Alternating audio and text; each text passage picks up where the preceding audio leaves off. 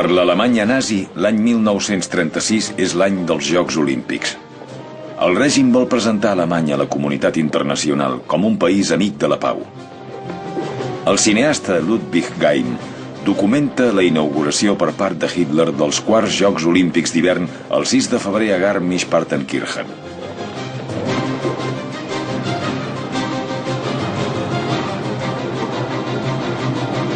A l'estadi hi són presents atletes de 28 països. Wilhelm Bugner presta el jurament olímpic.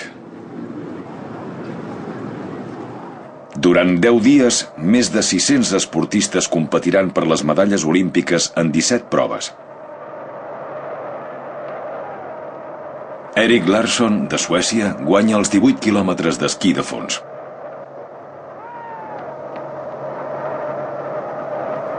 Els equips d'hoquei gel del Canadà i Hongria s'enfronten a la segona ronda del torneig. Els patinadors artístics Maxi Herber i Ernst Bayer són els favorits tant del públic com del dictador. Guanyen per Alemanya la medalla d'or per parelles.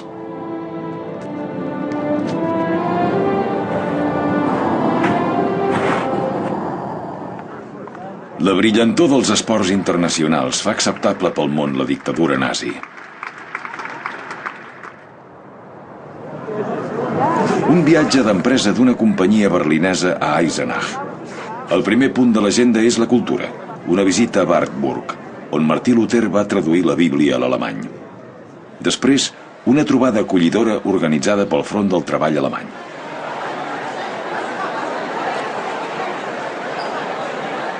Aquestes escenes són típiques de la dictadura del bon ambient de mitjan anys 30. En el Tercer Reich, l'individu s'ha de subordinar incondicionalment a la comunitat. Ara ja cal el permís de les autoritats per triar una professió o canviar de feina. I la lleialtat és recompensada amb una reducció dels impostos i amb animació social.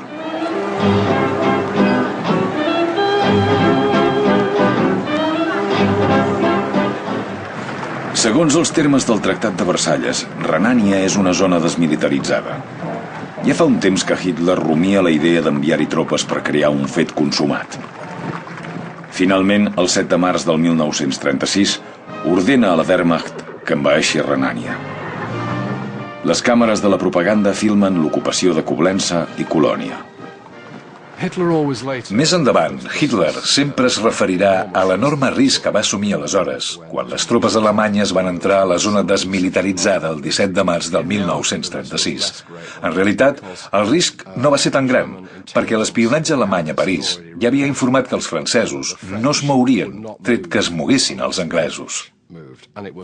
I era segur que els anglesos no anirien més enllà d'una protesta verbal pel que estava passant.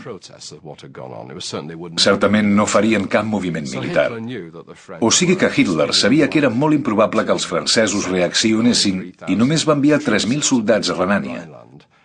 Si els francesos hi haguessin respost, el resultat probablement hauria estat que les tropes alemanyes s'haurien vist obligades a retirar-se ràpidament. Allò hauria estat una gran pèrdua d'imatge per Hitler i qui sap quines conseqüències hauria tingut. La manca de reacció de França augmenta la confiança de Hitler en ell mateix. A partir d'aquell moment se sent infal·lible.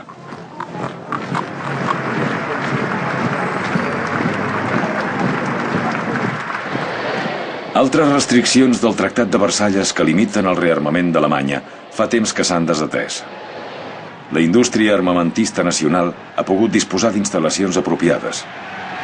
Aquestes imatges inèdites mostren Joseph Goebbels visitant la fàbrica de Krupp a Essen.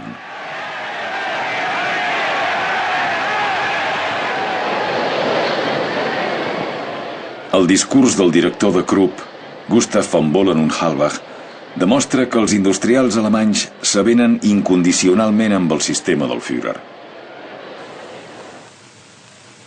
Wenn wir die Arbeit ehren, so handeln wir auch im Sinne des Mannes, der an der Spitze des neuen Deutschlands steht, der uns allen ein leuchtendes Vorbild vaterländischer Hingabe ist.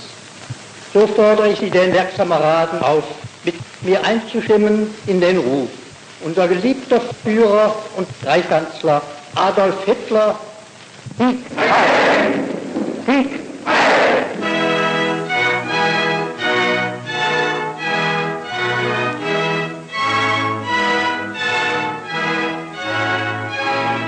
Una anomenada elecció del Führer ha de demostrar amb quin grau de submissió donen suport els alemanys al règim de Hitler. La maquinària propagandística no s'està de res. Una pel·lícula de campanya suggereix que Hitler està per damunt de tots els interessos de partit i que tots els grans èxits recents es deuen a ell. Segons els resultats oficials de la votació, un 99,8% vota pel Führer. El poble compromet el dictador a seguir la política que ell mateix havia volgut, informa un periodista al món exterior. Mentrestant, el màxim agitador nazi, Julius Streicher, viatja infatigablement per tot el país amb les seves diatribes antisemites que atien el poble alemany contra els jueus. Wenn das deutsche Volk die Judenherrschaft in seinem Lande brach, so befreit es sich damit aus der wirtschaftlichen, geistigen und politischen Versklavung durch eine bluts- und damit wesensfremde Rasse. Die Judenfrage ist aber nicht nur eine Frage des deutschen Volkes. Der Ablauf des Geschehens in der Welt sagt jedem, der sich der Wahrheit nicht verschließen will, dass die Judenfrage schon seit langem zur Frage der ganzen Menschheit geworden ist. Der Völkerfriede wird erst dann in die Welt gekommen sein, wenn dem Nutznießer der Kriege die Möglichkeit für immer genommen ist, die Völker gegeneinander zu hetzen. Wer sehend geworden ist, der weiß, ohne Lösung der Judenfrage keine Erlösung der Menschheit. Moltes famílies jueves abandonen Alemanya i es traslladen a països veïns com França o Holanda amb l'esperança de tornar a casa algun dia quan la dictadura de Hitler sigui cosa del passat i els funcionaris, empresaris, metges i treballadors jueus deixin de ser víctimes de lleis racistes. Les autoritats fiscals alemanyes exploten sense pietat el tràngol dels refugiats en un intent de tornar a salvar l'estat de la bancarrota. L'escassetat de moneda forta i l'escassetat resultant d'existències van accelerar decisivament l'expropiació dels jueus. La principal preocupació dels nazis era apoderar-se dels seus actius, de manera que es va obligar els jueus a vendre tots els seus objectes de valor, l'or i la plata de la família, les accions estrangeres, o posar-los a disposició del Reich, com es deia en l'argot de l'època.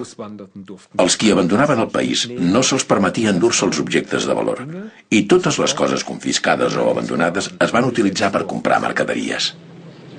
Imatges de la primavera del 1936. Kurfürstendamm, a Berlín, és l'aparador del Tercer Reich. Aquí, l'Alemanya nazi presenta al món el seu costat cosmopolita i modern.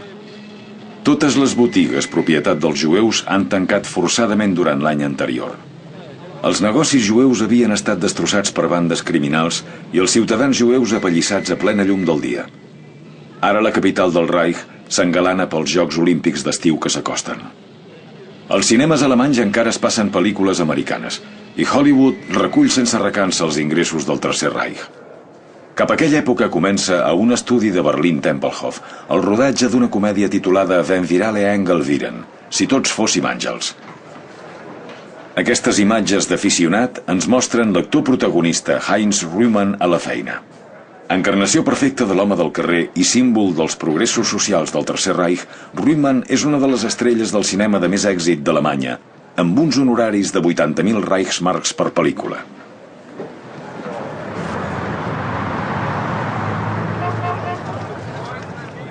Amb l'arribada de l'agost s'inauguren els Jocs Olímpics d'estiu. Els ulls del món miren a Berlín i els centenars de milers de visitants d'arreu del planeta que han vingut a la ciutat han de veure la naturalesa pacifista del règim nazi. El ministre de propaganda, Joseph Goebbels, ordena que s'eliminin de la ciutat tots els eslògans d'agitació antisemita. Durant la celebració dels Jocs s'ha de deixar de banda la qüestió racial. Abans dels Jocs, els Estats Units havien amenaçat de no enviar el seu equip a Berlín si hi havia d'haver discriminació contra els atletes jueus. Certament, hi hauria hagut d'haver un boicot per qüestions morals, però es va decidir políticament no tirar endavant el boicot. Un boicot en termes polítics probablement no hauria canviat gran cosa, perquè hauria consolidat a Alemanya la noció que el món estava en contra d'aquest règim i potser fins i tot hauria reforçat Hitler. Tal com va anar, el fet que el món anés a Berlín i prengués part en aquells Jocs Olímpics va ser un immens triomf propagandístic per Hitler. I, evidentment, hi van posar la millor cara. Per tant, durant aquells mesos es va aturar la persecució contra els jueus i Alemanya es va mostrar bona durant els Jocs, que també van ser un èxit magnífic en termes esportius. Va ser un gran espectacle. I per tant, Hitler va aconseguir un èxit propagandístic notable amb els Jocs Olímpics de Berlín. Tot i això, hi ha gent que reconeix astutament les autèntiques intencions dels nazis. El filòleg jueu Viktor Klemperer anota al seu diari el 13 d'agost del 1936: es vol fer creure als alemanys i als visitants, a còpia de repetir-ho, que el que veiem aquí és la millora, la transformació, el nou esperit, la unitat, festivitat i esplendor, i l'esperit pacífic i de comunió harmònica amb tot el món del Tercer Reich.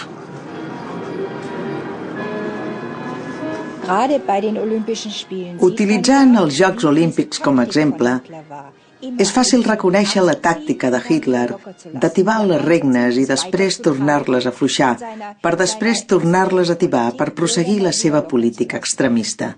Els Jocs Olímpics eren una oportunitat de demostrar al món: mireu-nos, som un país liberal, les coses que diuen de nosaltres no són veritat.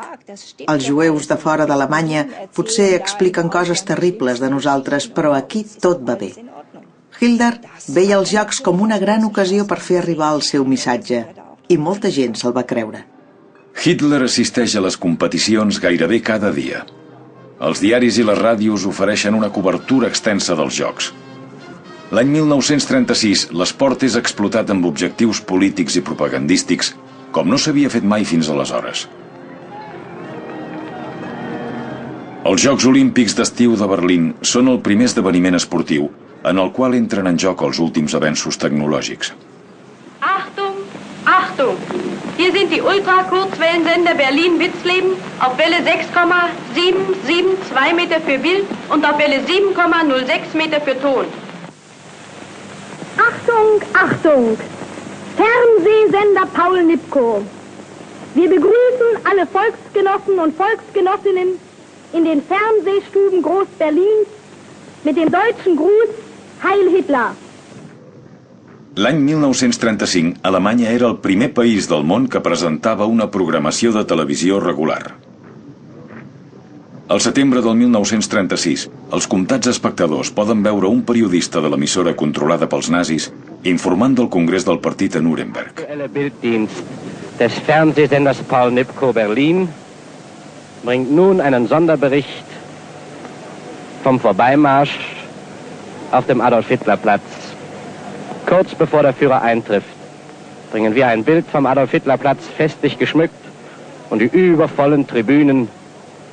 Herrlich sonnenbeschienen liegen sie da und wir warten auf das Eintreffen des Führers. Der Führer trifft auf dem Adolf-Hitler-Platz ein. Die Wagenkolonne nähert sich uns. Mit stürmischen Heilrufen begrüßt, fährt er auf den alten Marktplatz der Stadt Nürnberg, die nunmehr seinen Namen trägt. El ministre de propaganda, Joseph Goebbels, no creu que la televisió sigui apropiada com a mitjà de masses. Els èxits de Hitler són observats més enllà de les fronteres alemanyes i aconsegueixen enganyar fins i tot ments crítiques com el líder del Partit Liberal Britànic, David Lloyd George, que havia estat primer ministre del país quan es va signar el Tractat de Versalles. Després d'una visita a Berghof, lloa Hitler i la seva política i defineix el Führer dels alemanys com un gran home.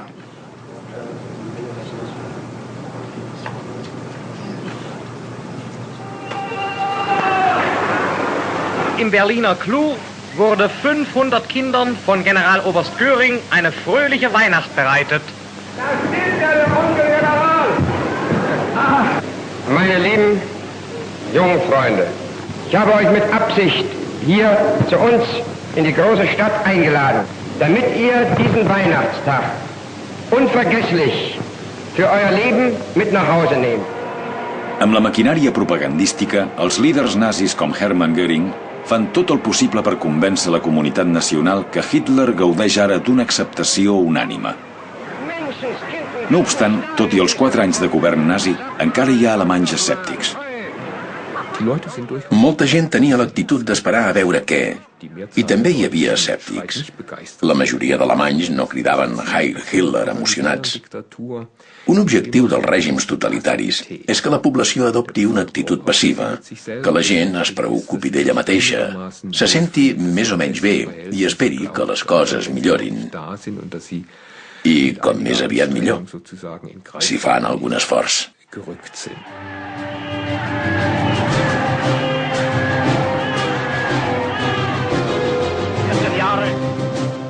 Doneu-me 4 anys, havia demanat Hitler un cop assolit el poder, i a hores d'ara la seva dominació sembla inqüestionable. El dia de l'aniversari de la fundació del partit nazi fa un discurs a la sala de ball de la Hofbräuhaus de Munic sobre els primers dies del moviment.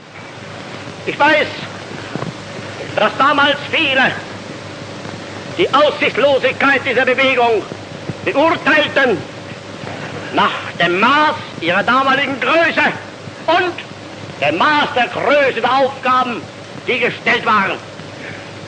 Sie alle hatten eines nicht erkannt, dass eine solche Bewegung natürlich Zeit braucht und Zeit haben muss, dass der neue Staat nicht eines Tages von den Wolken sie niedersenkt, sondern dass aus dem Volke selbst herauswachsen muss.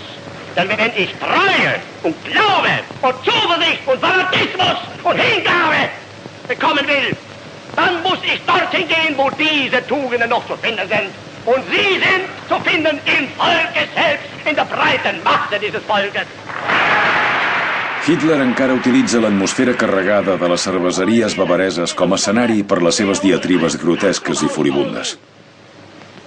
I un cop més, els vells camarades donen suport al seu fanatisme il·lusori.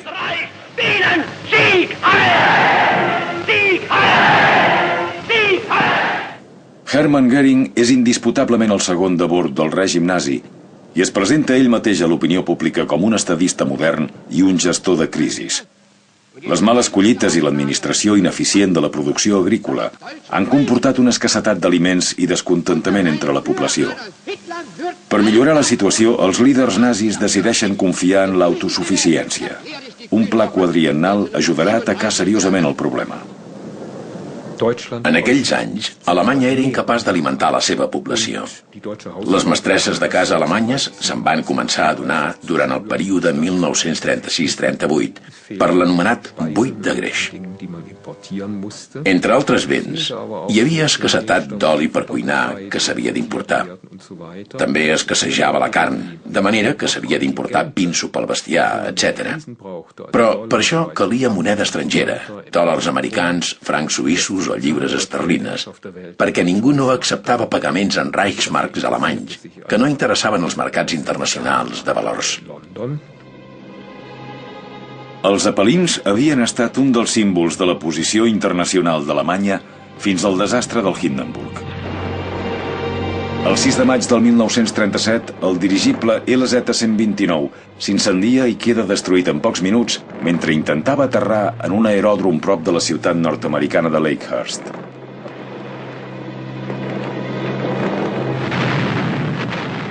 Tot i que Hitler encara manifesta que defensa fervorosament la causa de la pau a Europa, els soldats alemanys ja combaten en una guerra, a Espanya. A la guerra civil entre les forces nacionals rebels i les tropes fidels al govern republicà, l'aviació alemanya vola en missions de combat per primer cop després de la Primera Guerra Mundial i bombardeja bases i punts de suport dels rojos republicans. La Legió Còndor alemanya du a terme el bombardeig de Guernica, en el qual moren uns 2.500 civils i un 80% de la ciutat queda reduïda a runa. Els dos bàndols implicats en la guerra reben ajuda material de les potències totalitàries europees. Tot i que oficialment es proclamen neutrals, tant Alemanya com Itàlia donen suport als nacionalistes del general Franco.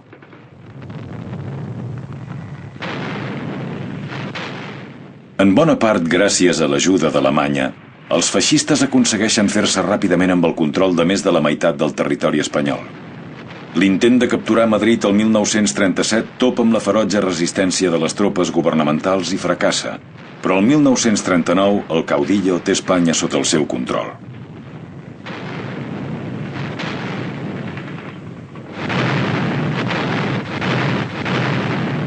La principal motivació de Hitler era aturar el comunisme a l'Europa occidental. A més d'això, la guerra espanyola li donava l'oportunitat de provar la força aèria alemanya en acció amb la Legió Còndor.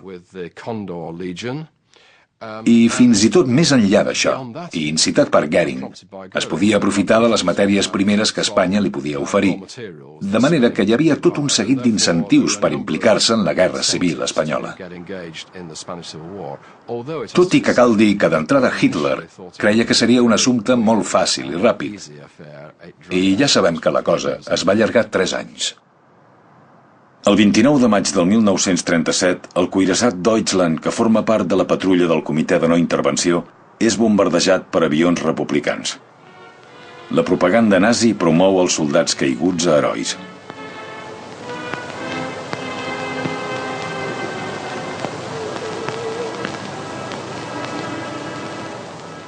El Führer viatja a Kiel per assistir als funerals. El dictador utilitza l'incident com l'excusa que volia per desmarcar-se oficialment de l'acord internacional de no intervenció a Espanya.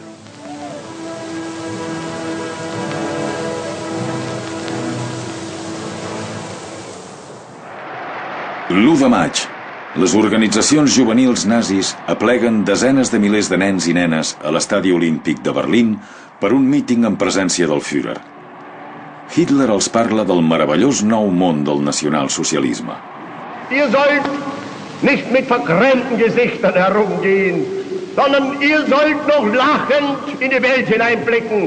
Und ihr habt Grund dazu, denn diese Welt, eure Welt, unser Volk, unser Reich, sie sind schöner geworden, als sie je zuvor waren. L'Estat i la seva ideologia impregnen gradualment totes les classes socials i arriben fins i tot als poblets més remots. Aquestes imatges de Badra, un poble de Turíngia, demostren com és d'absoluta la influència nazi. Fins i tot als més joves se'ls inculquen les idees bàsiques del nacionalsocialisme. Durant aquest festival en honor del Führer, els nens desfilen pels carrers duent esvàstiques adornades amb flors.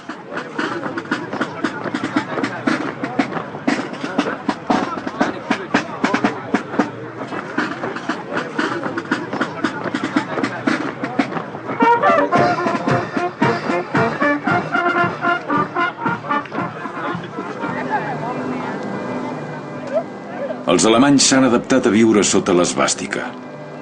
Ara la immensa majoria són lleials al seu Führer. El règim premia la població amb cada cop més gratificacions.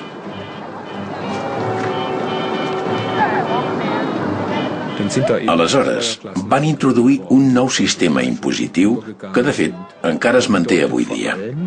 Essencialment, la idea era oferir avantatges fiscals a les famílies amb fills i no als treballadors no casats. Una família amb el pare com a única font d'ingressos, la dona a casa o potser guanyant un petit sobresou i 3 o 4 fills era una estructura habitual en aquella època. I el govern els va premiar amb un 10 o 20% menys d'impostos a costa dels qui no estaven casats.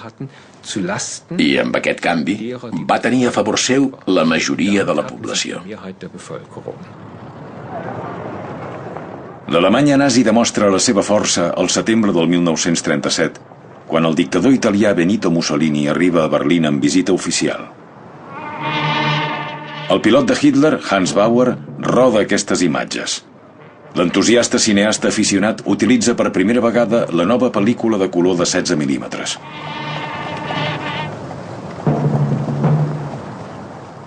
El Duce és el millor aliat de Hitler i el Führer l'honora amb una desfilada militar de 3 hores davant de la Universitat Tècnica de Berlín.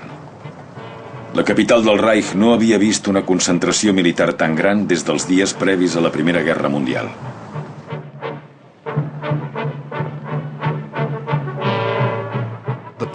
L'autèntic propòsit de tot plegat era demostrar a Mussolini que forta que s'havia tornat a Alemanya. Fins aleshores, Hitler havia estat, en cert sentit, el soci petit en allò que s'havia anomenat l'eix entre Alemanya i Itàlia. La posició de Hitler, és clar, s'havia anat enfortint més i més, sobretot el 1936, amb l'ocupació de Renània. Però ara, convidant Mussolini a Alemanya, li volia demostrar de primera mà la força de la Wehrmacht i el poder de l'Alemanya nazi. Per tant, Mussolini se'n va tornar d'aquella visita autènticament impressionat. I a partir d'aquell moment s'adona de quina és la seva posició. Ara havia esdevingut prou clarament el soci petit de la relació. Hermann Göring rep Mussolini a Karinhall, la seva casa de camp finançada amb els diners dels contribuents. Una càmera de televisió n'informa als espectadors. Der Duce wird in Karinhall von Generaloberst Göring und seiner Gattin begrüßt. Der Duce und Generaloberst Göring im Gespräch vor dem Hause in Karinhall. Der Reichsführer Himmler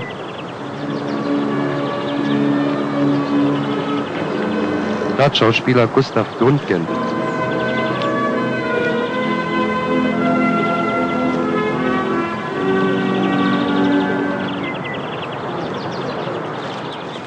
Celebració d'Acció de Gràcies al petit poble d'Ideritz, a Anhalt.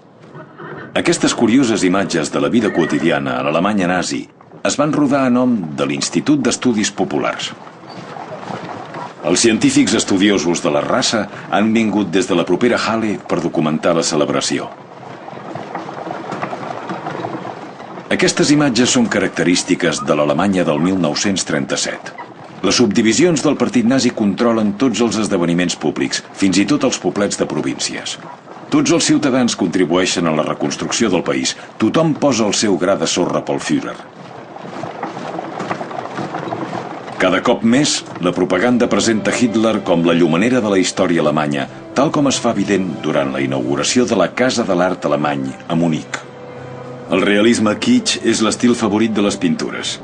Les pintures i escultures modernes són condemnades com a degenerades, proscrites dels museus i sovint venudes a l'exterior a canvi de la molt necessària moneda estrangera.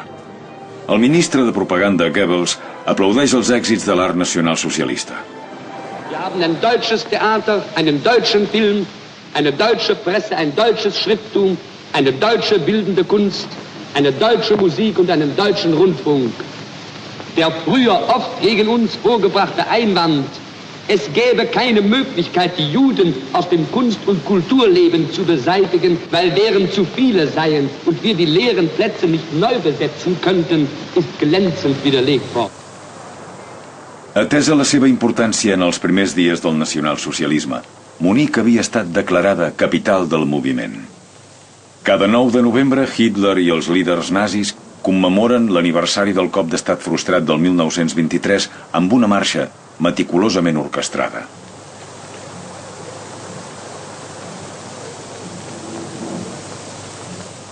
Una pel·lícula propagandística titulada Für uns, per nosaltres, mostra a la població escenes com la veneració dels herois caiguts.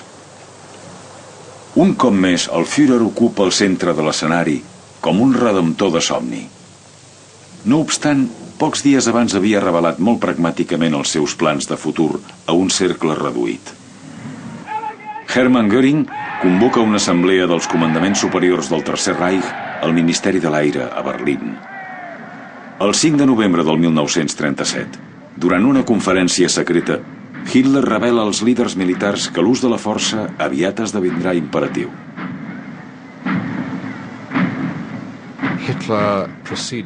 Hitler va procedir a fer una extensa dissertació, no sobre la producció d'acer, sinó sobre els seus plans bèl·lics de gran abast. I va exposar als líders militars presents els seus plans per actuar contra Àustria i Txecoslovàquia en un futur proper i per tot un seguit de perspectives d'extensió de la guerra en el període del 1943 al 1945.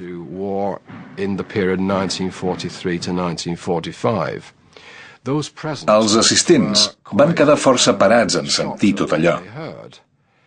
no perquè signifiqués una ampliació del domini alemany a l'Europa central, una possibilitat que els alegrava, sinó que la preocupació era en concret que un atac contra Txecoslovàquia fes entrar les potències occidentals a la guerra que creien que Alemanya no podria guanyar. I per tant, els assistents temien el perill real d'una guerra contra les democràcies occidentals en un futur proper. Frightened those present.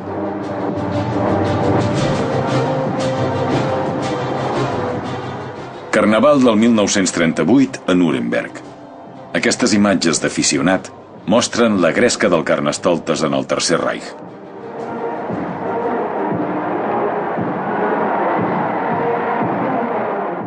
Una de les carrosses està decorada amb la caricatura antisemita de jueus penjats a la forca, com si fos la cosa més natural del món. El 12 de març del 1938, unitats de la Wehrmacht creuen la frontera amb Àustria en una visita amistosa.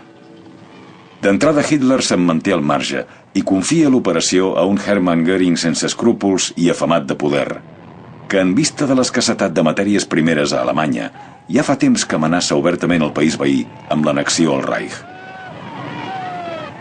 A Viena ja s'hi ha instal·lat un govern amic dels nazis i la part proalemanya de la població domina els carrers. Quan creuaven la frontera amb Àustria, els soldats s'esperaven trobar-hi resistència. Mai no s'haurien imaginat que els rebrien amb els braços oberts. Estaven totalment perplexos de veure la frontera pràcticament oberta per deixar-los entrar i la gent que els aplaudia. A les 4 de la tarda, el Führer també creua la frontera cap al seu país natal. Desenes de milers de seguidors entusiasmats inunden els carrers i el comboi avança lentament. A Linz, els seus guardaespatlles li han d'obrir pas entre la gentada. Un Hitler profundament emocionat es mostra a les masses. Des del balcó de l'Ajuntament de Linz, davant de 60.000 persones, va declarar la unificació del seu país natal, Àustria, amb el Reich alemany. Era el que sempre havia desitjat i ho considerava una cosa natural. Volia que tots els alemanys estiguessin units i, com que Àustria era en aquella època un país purament alemany, la unificació va ser la satisfacció personal més gran de la seva vida. El dictador arriba a Viena com el nou cap d'estat. No tinc paraules per descriure les escenes d'èxtasi mentre Hitler entrava a la ciutat, escriu un observador suís. Davant d'una multitud de 250.000 austríacs extasiats a la Heldenplatz, Hitler, novament, anuncia la unificació amb el Tercer Reich. Als Führer und Kanzler der deutschen Nation und des Reichs melde ich vor der deutschen Geschichte nunmehr den Eintritt meiner Heimat in das Deutsche Reich. Cautelosament es prepara la població per una altra guerra. Aquí el personal de la planta de Siemens Schuckert a Nuremberg practica mesures de protecció contra els atacs aeris al pati de la fàbrica.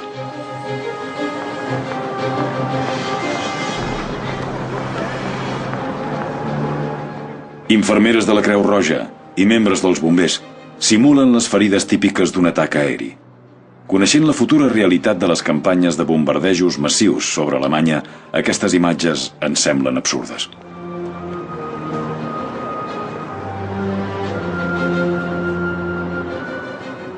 Julius Streicher hi posa l'enduriment ideològic. El cap regional de Francònia exigeix que es promulgui la pena de mort pels profanadors de la raça. Llegint entre línies, és evident que en la seva retòrica agitadora, Streicher no amaga l'assassinat. Ihr Völker seht den Bacillus und euch, es ist der ewige fressende Jude. Und wenn ihr wieder frei werden wollt, wie eure Väter es waren, dann macht euch frei vom Juden. In Wien, Juden flüchten.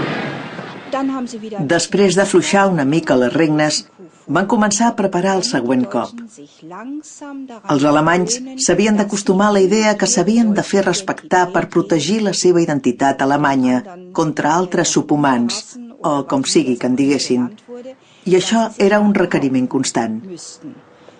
Però la gent que hi estava subjecta no se n'adonava que tot allò formava part d'un engany. Després de l'annexió al Reich, l'odi als jueus es propaga obertament a Àustria i no sembla que preocupi ningú.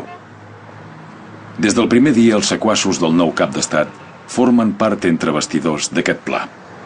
Més de 10.000 opositors a Hitler són detinguts, apallissats i humiliats. I els jueus són declarats proscrits. El més destacable és que totes les lleis racistes i d'aïllament que Hitler havia promulgat cautelosament en petits passos durant un període de 5 anys a Alemanya, del 33 al 38, a Àustria es van promulgar en un sol dia. També cal dir, per vergonya dels austríacs, que tot allò va ocórrer amb el suport entusiasta de la població.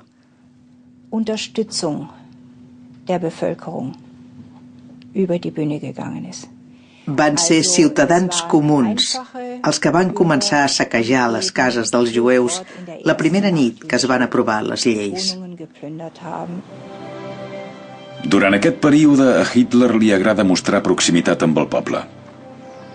Grans delegacions, com ara les dones i noies austríaques d'aquestes imatges, visiten sovint Obersalzberg i poden veure Hitler que, per les càmeres de la propaganda, surt del seu refugi per saludar graciosament els seus súbdits. Se suposava que Berghof era un refugi per la seva vida privada. Reclòs en aquest paisatge preciós, un home que busca evadir-se en la natura gaudeix de l'aire pur de la muntanya i surt a fer passejades. Però en realitat el motiu de les passejades era poder amanyegar els nens que hi hagués allà. Berghof havia esdevingut un lloc de pelegrinatge. Sempre era ple de gent que volia veure el Führer i ell sortia a fer manyagues als nens i que li fessin fotos boniques i tota la pesca. Però també era un lloc on es podia reunir amb les visites oficials, com ara caps de govern, en un entorn més tranquil. Tausend und abertausend Hände recken sich dem Führer entgegen und sein Gruß gibt allen den tiefsten und unerschütterlichen Glauben an ein großes und ewiges Deutschland. Al juliol del 1938, desenes de milers de dones es congreguen a l'estadi Hermann Göring de Breslau per retre homenatge a Hitler. La majoria d'alemanys atribueix la prosperitat i la pau en què els sembla que viuen al geni del Führer. Els atacs d'histèria dels seus seguidors no són una escenificació propagandística. Poder veure el Führer cara a cara algun dia és el desig de molts nacionalsocialistes fervents. Es crea l'organització del lleure Kraft durch Freude, força mitjançant l'alegria per satisfer els petits desitjos de la població. L'orgull de l'organització és el Wilhelm Gustloff, un creuer que ha estat en servei des de l'abril del 1938, perquè també l'home del carrer pugui assaborir el luxe. És la manera que trien els nazis per millorar la productivitat de la força de treball. Kraft durch Freude resulta un gran èxit i enforteix encara més el vincle del poble amb el règim.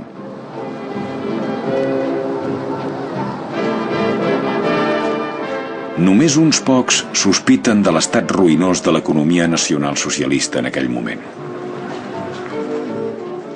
A les borses, ningú volia comprar les accions del govern alemany.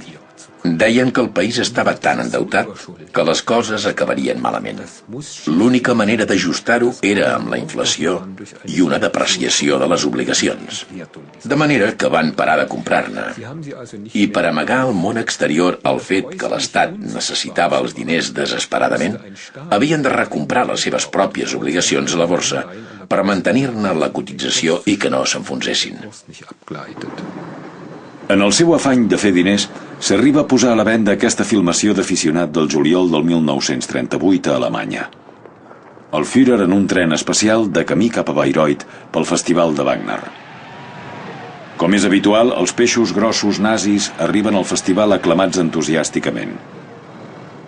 Hitler està nerviós perquè fa setmanes que es cova una crisi, alimentada per la pròpia Alemanya, sobre la minoria alemanya de Txecoslovàquia. A Bayreuth se sent exposat, massa proper físicament a la frontera txeca. Fa tallar el trànsit totes les carreteres secundàries i fa tancar les portes i finestres de les cases al llarg de la seva ruta.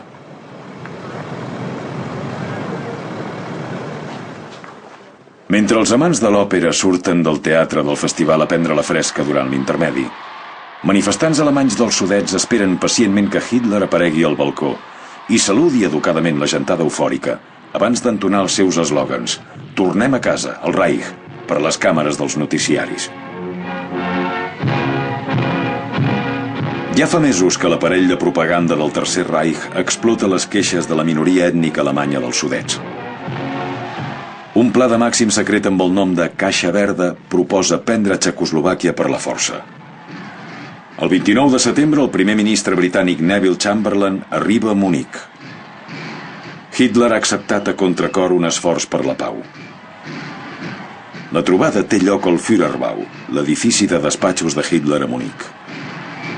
Els acompanyen en un segon terme el primer ministre francès Édouard Daladier i el dictador italià Benito Mussolini. Les principals potències europees accepten la incorporació dels Sudets al Tercer Reich. Per última vegada, Hitler s'absté d'utilitzar la força militar. Hitler va marxar d'aquella conferència força insatisfet. No cal dir que havia aconseguit els Sudets, però el que realment volia era atacar Txecoslovàquia i a darrera hora havia hagut d'ajornar l'atac perquè, com va dir Goebbels, no es pot lliurar una guerra a causa del protocol. I els britànics i francesos estaven disposats a donar-li a Hitler tot el que volgués dels Sudets, perquè encara el consideraven un líder nacionalista. De manera que va haver de deixar l'atac contra Txecoslovàquia per més endavant. I no va ser gaire més endavant quan es va acabar produint. L'1 d'octubre del 1938, els alemanys dels Sudets donen una benvinguda entusiasta a la Wehrmacht. Als ulls de molts alemanys la pau sembla assegurada per una bona temporada. 3 milions de persones tornen a casa, al Reich.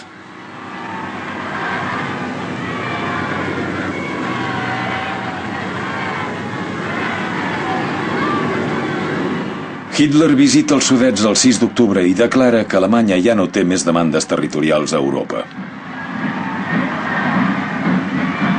Un oficial de l'exèrcit filma la marxa des d'una finestra.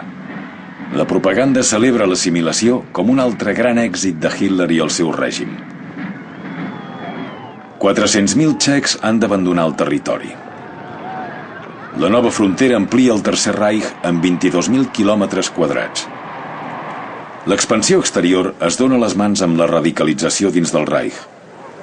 Fins aleshores, els jueus d'Alemanya han estat aïllats i humiliats, sobretot mitjançant lleis discriminatòries. Però la nit del 9 de novembre, la nit dels vidres trencats, l'anomenada Kristallnacht, l'Alemanya nazi deixa de banda qualsevol resta de moral.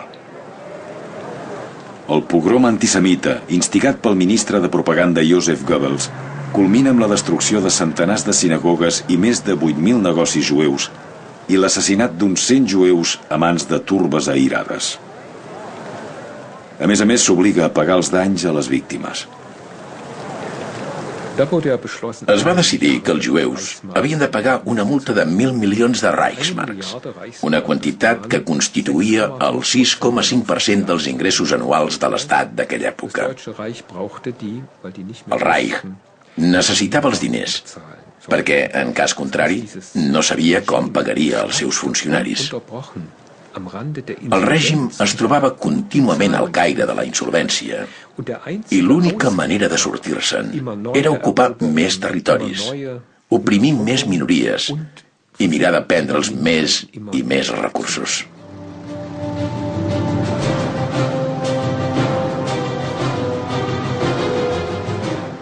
Hitler vol fer manifesta la grandesa del Reich en l'arquitectura de la capital. Per fer realitat la seva visió d'una Germània capital mundial, cal enderrocar una part important del centre de Berlín. S'estableix un departament de reassentament amb l'objectiu de fer que es buidin blocs de pisos i carrers sencers. El primer punt de l'agenda és una nova cancelleria. El 7 de febrer del 1939, l'arquitecte Albert Speer guia el seu patró per les sales encara per acabar.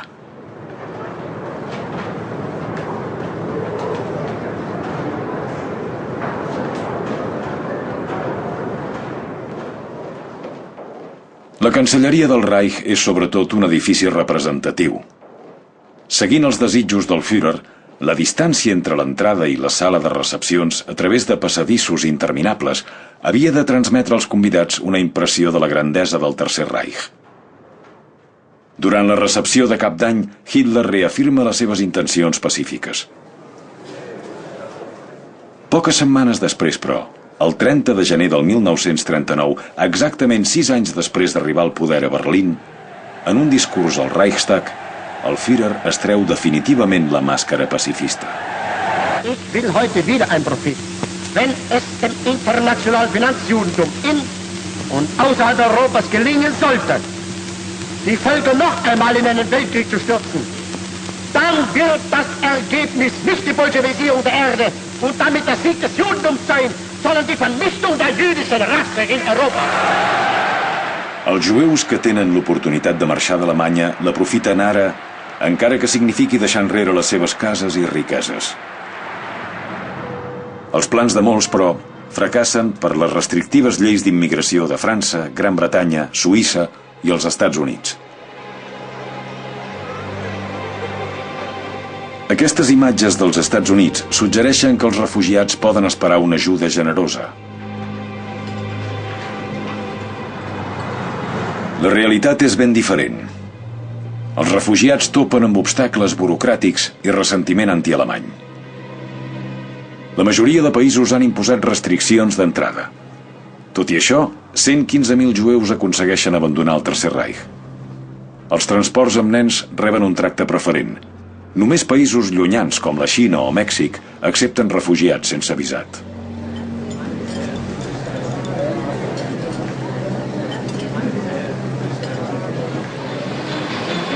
Des de l'ascens de Hitler al poder, l'Alemanya nazi ha gastat 45.000 milions de Reichsmarks en rearmament. Segons les previsions del pla quadriennal, els diners s'han invertit sobretot en tancs i avions nous. Malgrat tot, el cost del programa fa temps que ha excedit el pressupost i només l'expansió del Tercer Reich pot aportar noves fonts de capital. Les primeres víctimes d'aquesta estratègia seran els txecs pel març del 1939.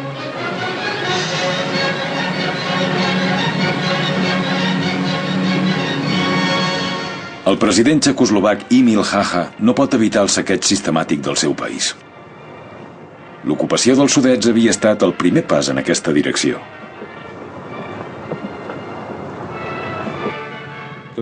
Les propietats dels txecs que van marxar dels Sudets després de l'ocupació van passar a mans de l'Estat. I les propietats dels jueus de Karlsbad, que van fugir d'Alemanya, també. Més endavant, aquell any també es va ocupar Praga. El mateix va succeir amb l'annexió d'Àustria. Entre els primers d'arribar, hi havia sempre un grup especial del Reichsbank que ocupava el Banc Central i les cambres cuirassades dels bancs del país. I aquesta pràctica es va mantenir durant tota la Segona Guerra Mundial. A cada nou país que ocupaven, s'apoderaven immediatament de les reserves, que servien per estabilitzar l'economia alemanya només durant un breu període de temps, perquè la cosa havia sortit totalment de mare.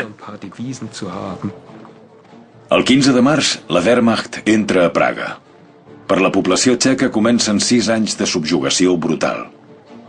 He aconseguit el que havíem desitjat fútilment durant segles, diu Hitler amb l'eufòria de la victòria, i afegeix: passaré a la història com el més gran dels alemanys.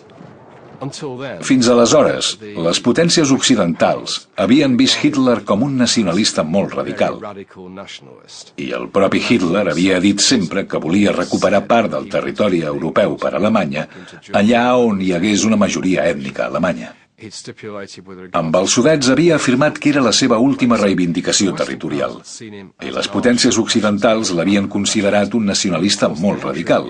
Però, evidentment, l'entrada a Praga, per primera vegada en un país on la població no era alemanya, va obrir els ulls a tothom, i la pressió a Gran Bretanya perquè Chamberlain capgirés la seva política de pacificació es va fer imparable. Chamberlain va canviar de política i va acceptar el fet que Hitler volia dominar el món i que res no l'aturaria.